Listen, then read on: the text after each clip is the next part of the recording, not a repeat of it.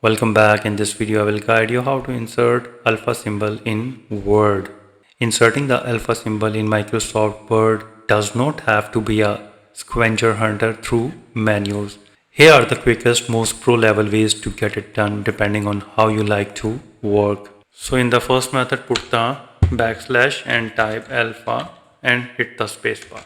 Word will instantly convert the text into the alpha symbol.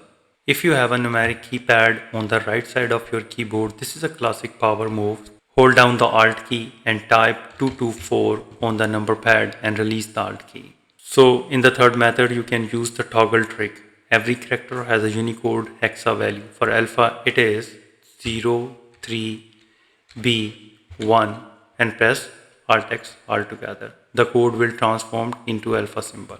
So if you want to use your keyboard like a typewriter, then type the lowercase letter A, now highlight it and then change the font to symbol.